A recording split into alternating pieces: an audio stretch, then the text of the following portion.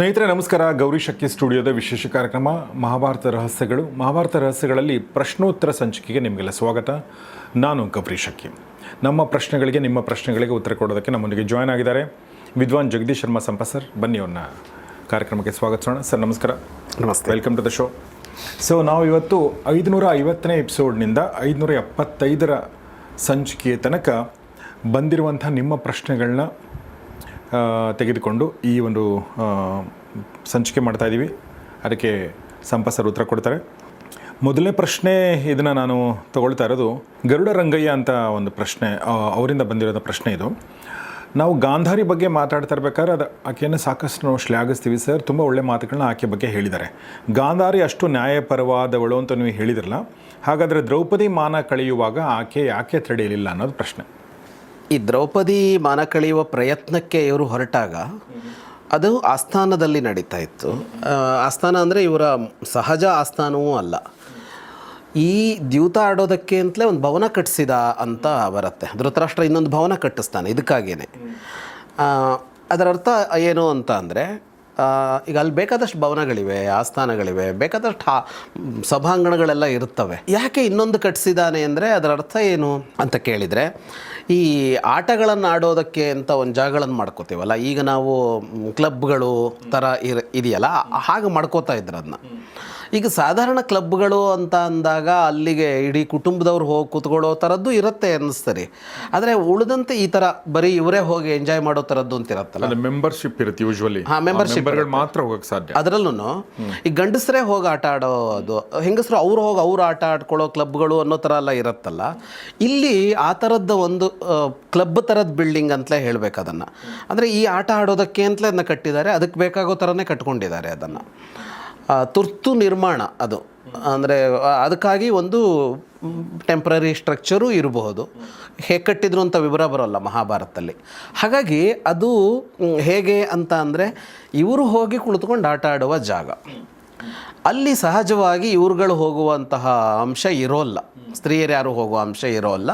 ಅವ್ರು ಹೋಗೇನೋ ಆಡ್ಕೋತಾರೆ ಅಂತ. ಅದನ್ನು ಬಂದಿದ್ದು ಹೇಗೆ ಅಂದರೆ, ಅದು ಸ್ನೇಹದ್ಯೂತ, ಮಿತ್ರದ್ಯೂತ ಅನ್ನೋ ತರಹ ಅದು ಬಂದಿದ್ದದು. ಅದೇನು ಪಣ ಅನ್ನೋದೆಲ್ಲ ಸೀರಿಯಸ್ ಆಗಿದ್ದ ಆಮೇಲೆ, ಅಂದರೆ ಇವ್ರ ತಲೆಯಲ್ಲಿ ಆ ಯೋಜನೆಗಳಿತ್ತು. ಆದರೆ ಹೊರ ಜಗತ್ತಿಗೆ ಕೊಟ್ಕೊಂಡಿದ್ದೇನು ಅಂದರೆ, ಅವ್ರು ಬರ್ತಾರೆ ಸುಮ್ಮನೆ ಖುಷಿಯಾಗಿ ಒಂದು ಹಿಂಗೆ ಆಟ ಆಡ್ಕೋತೀವಿ ಅನ್ನೋ ತರಹದ್ದು.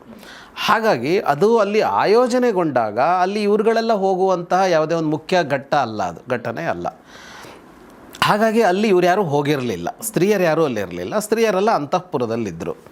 ಅಂತಃಪುರದಲ್ಲಿದ್ದರು ಅಂತಂದಾಗ ಕೂಡ ಹೇಗಿರುತ್ತೆ ಅಂದರೆ, ಒಂದು ಜಾಗದಲ್ಲಲ್ಲ ಅದು, ಅಲ್ಲಿ ಅವರವರ ಅಂತಃಪುರಗಳು ಬೇರೆ ಇರುತ್ತೆ. ಈಗ ಮಹಾಭಾರತದಲ್ಲೇ ವರ್ಣನೆ ಬರುತ್ತೆ. ಈಗ ಬೇರೆ ರಾಜರುಗಳು, ಇತಿಹಾಸದ ರಾಜರುಗಳನ್ನು ಅವರುಗಳೆಲ್ಲ ಅಂತಃಪುರ ಅಂತ ನೋಡಿದಾಗ ಒಂದು ದೊಡ್ಡ ಜಾಗ. ಅಲ್ಲಿ ಪ್ರತ್ಯೇಕವಾಗಿ ಅವರು ಬೇರೆ ಬೇರೆ ರಾಣಿಯರಿದ್ದರೆ ಒಬ್ಬೊಬ್ಬರು ರಾಣಿ ನಿವಾಸಗಳು ಬೇರೆ ಇರುತ್ತೆ, ರಾಜ್ಕುಮಾರರ ನಿವಾಸಗಳು ಬೇರೆ, ಇವ್ರ ನಿವಾಸಗಳು ಬೇರೆ, ರಾಜನೇ ಇರುವ ಮನೆ ಬೇರೆ, ಅವನೊಂದು ಪ್ರತ್ಯೇಕವಾದ ಭವನವೇ ಇರುತ್ತೆ. ರಾಣಿಯರಿಗೂ ಪ್ರತ್ಯೇಕ ಭವನ ಇರುತ್ತೆ. ಇವನು ಆ ರಾಣಿಯರ ಮನೆಗೆ ಹೋಗ್ತಾನೆ ಅನ್ನೋ ಥರ ಹೀಗೆಲ್ಲ ಮಾಡ್ಕೋತಾ ಇದ್ದರು. ನಾವು ಅಂದ್ಕೊಳ್ಳೋ ಥರ ಒಂದು ಮನೆ ಅಥವಾ ಒಂದು ದೊಡ್ಡ ಭವನದ ಥರದ ಕಲ್ಪನೆ ಅಲ್ಲ. ಹಸ್ತಿನಪುರದ ವರ್ಣನೆ ಬರುವಾಗ ಹೆಂಗಿದೆ ಅಂದರೆ, ಒಬ್ಬೊಬ್ಬರದ್ದು ಬೇರೆ ಮನೆ ಅಂತ ಬರುತ್ತೆ. ದುರ್ಯೋಧನನ ಮನೆ, ದುಶ್ಯಾಸನನ ಮನೆ ಅಂತೆಲ್ಲ ಬರುತ್ತೆ. ಈಗ ಕೃಷ್ಣ ಸಂಧಾನಕ್ಕೆ ಬಂದಾಗ ದುಶ್ಯಾಸನ ಮನೆಯಲ್ಲಿ ಅವನಿಗೆ ಇವರು ವ್ಯವಸ್ಥೆ ಮಾಡಿರ್ತಾರೆ. ಯಾಕೆಂದ್ರೆ ಅಲ್ಲಿರೋ ಭವನಗಳಲ್ಲಿ ದುಶ್ಯಾಸನನ ಮನೆ ತುಂಬ ಚೆನ್ನಾಗಿತ್ತಂತೆ. ಮುಂದೆ ಆ ಮನೇಲಿ ಭೀಮ ಹೋಗಿ ಉಳಿತಾನೆ, ಒಂದು ಕತೆ ಬರುತ್ತೆ ಇವ್ರು ಬಂದ ಮೇಲೆ. ಹಾಗಾಗಿ ಅಲ್ಲಿ ಭವನ ಅಂದರೆ ಒಂದು ಭವನ ಅಲ್ಲ, ಅದು ಅದೊಂದು ಭವನ, ಅದ್ರ ಸುತ್ತ ಒಂದು ದೊಡ್ಡ ಜಾಗ, ಅಲ್ಲೊಂದು ಹಸಿರು. ಇವಾಗ ನಾವು ಹೆಚ್ಚಾಗಿ ನವದೆಹಲಿಯಲ್ಲಿ ನೋಡ್ತೀವಲ್ಲ ಮಿನಿಸ್ಟ್ರುಗಳ ಮನೆ ಅಂದರೆ, ಅದು ಯಾವುದೋ ಒಂದು ಏರಿಯಾ ಪಕ್ಕದ ಇನ್ನೊಂದು ಮಿನಿಸ್ಟ್ರು ಮನೆ ಇರುತ್ತಲ್ಲ, ಅಲ್ಲಿ ಏನು ನಡೆಯುತ್ತೆ ಅನ್ನೋದು ಗೊತ್ತಾಗೋಕ್ಕೆ ಸಾಧ್ಯ ಇಲ್ಲ. ಹಾಗಿರುತ್ತೆ. ಈವನ್ ಬೆಂಗಳೂರಲ್ಲೂ ಹಾಗೇ ಇದೆ, ಸಾಕಷ್ಟು ದೊಡ್ಡದಾಗೇ ಇದೆ. ಆ ಕಲ್ಪನೆ ನಾವು ಮನಸ್ಸಿಗೆ ತಗೋಬೇಕು. ಈಗ ಗಾಂಧಾರಿಯ ಅರಮನೆ ಒಂದು ಕಡೆಗೆಲ್ಲೋ ಇದೆ, ಇವರು ಆಟ ಆಡ್ತಾ ಇರೋ ಭವನ ಇನ್ನೆಲ್ಲೋ ಇದೆ. ಬಂದಿದ್ದಾರಲ್ಲ, ಈಗ ಪಾಂಡವರು ದ್ರೌಪದಿ ಬಂದವ್ರನ್ನ ಉಳಿಸೋದಕ್ಕೆ ಯಾವುದೋ ಒಂದು ಗೆಸ್ಟ್ ಹೌಸ್ ಥರದ್ದೇನೋ ಇರುತ್ತಲ್ಲ ಅರಮನೆಗಳಲ್ಲಿ, ಅಲ್ಲೆಲ್ಲ ಉಳಿಸಿರ್ತಾರೆ. ಹಾಗಾಗಿ ಇದು ಎಲ್ಲವೂ ಎಲ್ಲರಿಗೂ ಗೊತ್ತಾಗಿಲ್ಲ. ಅದು ಈ ಕಾರಣಕ್ಕಾಗಿ ಅಲ್ಲೇನು ನಡೆದಿದೆ ಅನ್ನೋದು ನಡೀತಾ ಇರುವಾಗ ಗೊತ್ತಾಗಿಲ್ಲ. ಆದರೆ ದ್ರೌಪದಿಯನ್ನು ಹೋಗಿ ಎಳೆದು ತರುವಾಗ ಕುರುಕುಲದ ಸ್ತ್ರೀಯರೆಲ್ಲ ರೋಧಿಸಿದರು ಅನ್ನುವ ಮಾತು ಬರುತ್ತೆ. ಅದರ ಅರ್ಥ ಏನು? ದ್ರೌಪದಿಯ ವಾಸ ಇವರ ಅಂತಃಪುರದ ಎಲ್ಲೋ ಸನಿಹದಲ್ಲಿತ್ತು. ದ್ರೌಪದಿಯನ್ನು ಬಂದು ದುಶ್ಯಾಸನ ಎಳೆದೊಯ್ದ ಅನ್ನೋದು ಅರಮನೆಗೆ ಗೊತ್ತಾಗಿದೆ. ಆದರೆ ಗೊತ್ತಾದರೆ ಹೇಗೆ ಅಂದರೆ ಎಷ್ಟೆಷ್ಟೋ ದೂರ ಇರುತ್ತೆ, ಅದು ಅಕ್ಕಪಕ್ಕ ಅಲ್ಲ, ಕಿಲೋಮೀಟ್ರ್ಗಳಷ್ಟು ದೂರ ಇರ್ಬೋದು. ಏನೋ ಆಯ್ತಂತೆ, ಕರ್ಕೊಂಡು ಹೋದ್ರಂತೆ ಅನ್ನೋ ಥರ ಸುದ್ದಿ ಹೋಗ್ತಾ ಇರುತ್ತೆ ಬಿಟ್ಟರೆ ಇಲ್ಲೇನು ನಡೆಯುತ್ತೆ, ಏನು ಮಾಡೋಕ್ಕೆ ಹೊರಟಿದ್ದಾರೆ ಅಂತ ಗೊತ್ತಿಲ್ಲ. ಮತ್ತು ಇನ್ನೂ ಒಂದು, ಇವರು ಕೂಡ ಎಳ್ಕೊಂಡು ಬರುವಾಗ ಅಥವಾ ಎಳ್ಕೊಂಡು ಬರೋದಾಗಲಿ ಅಥವಾ ಆಮೇಲೆ ವಸ್ತ್ರಾಪರಣದ ಪ್ರಯತ್ನ ಆಗಲಿ ಇವೆಲ್ಲ ಪೂರ್ವ ನಿಯೋಜಿತ ಅಲ್ಲ. ಗೆದ್ದಿದ್ದಾರೆ, ಗೆದ್ದ ಹುಮ್ಮಸ್ಸಲ್ಲಿ ಪಾಂಡವರನ್ನು ದ್ರೌಪದಿಯನ್ನು ಅವಮಾನಿಸ್ತೀನಿ ಅಂತ ಆಯಾಯ ಕ್ಷಣಕ್ಕೆ ಹೊರಟಂತೆ ಇವರು ಇದನ್ನು ಮಾಡ್ಕೊಂಡು ಹೋಗಿದ್ದಾರೆ. ಕರೆಕ್ಟ್. ಅಲ್ಲೇನೋ ಕರ್ಣ ಎಳ್ದ, ಮೈ ಮೇಲೆ ಬಟ್ಟೆ ಇರಬಾರ್ದು ಮೇಲ್ಗಡೆ ದಾಸರಿಗೆ ಅಂತ ಹೇಳ್ದ, ಅವಾಗ ಎಳಿಯೋಕ್ಕೆ ಹೋಗಿದ್ದು. ಇದು ಯಾವುದೋ ಪೂರ್ವ ನಿಯೋಜಿತ, ಬೇರೆಯವರಿಗಲ್ಲ, ಅವರಿಗೂ ಅಲ್ಲ. ಹಾಗಾಗಿ ಇದು ಯಾರಿಗೂ ಗೊತ್ತಿಲ್ಲ. ಮತ್ತು ಇದೆಲ್ಲ ಸುದೀರ್ಘ, ನಾವು ಒಂದು ಸಿನಿಮಾದಲ್ಲೋ ಧಾರಾವಾಹಿನಲ್ಲೋ ನೋಡುವಾಗ ಅದನ್ನು ಸುದೀರ್ಘ ತೋರಿಸಬಹುದು, ನಾವು ಅದನ್ನು ಸುದೀರ್ಘ ಕಲಾತ್ಮಕವಾಗಿ ನಾವು ಹೇಳುವಾಗ ಅದನ್ನು 1 ಗಂಟೆ ಮಾತಾಡ್ಬೋದು. ಅಲ್ಲಿ ಅದೊಂದು 2-3-4 ನಿಮಿಷದಲ್ಲಿ ನಡೆದಿರೋ ಘಟನೆ ಆಗಿರುತ್ತೆ.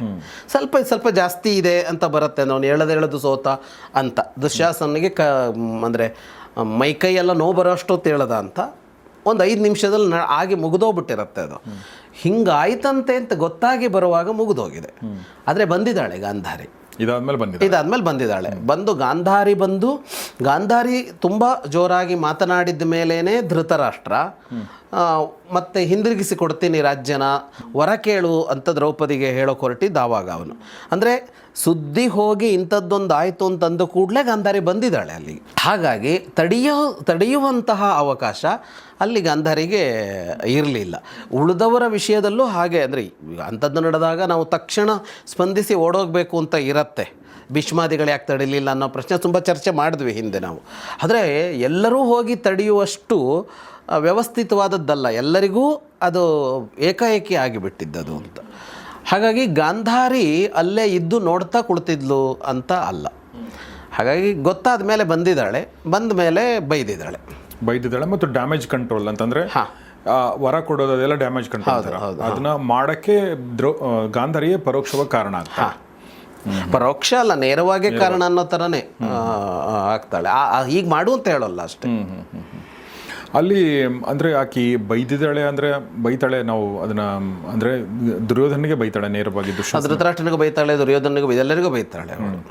ಆ ಎಪಿಸೋಡ್ ಇದೆ, ಬೇಕಿದ್ರೆ ಇದನ್ನ. ಎಸ್, ಆ ಎಪಿಸೋಡ್ನ ಲಿಂಕನ್ನು ಪುನೀತ್ ಅವರು ಡಿಸ್ಕ್ರಿಪ್ಷನ್ ಹಾಕಿರ್ತಾರೆ. ವಸ್ತ್ರಾಪರಣ ನಂತರ ಏನಾಯಿತು ಅನ್ನೋದನ್ನು ದಯವಿಟ್ಟು ಅದನ್ನು ಆಸಕ್ತರು ಗಮನಿಸಿ ಅಂತ ಕೇಳ್ಕೊಳ್ತೀನಿ.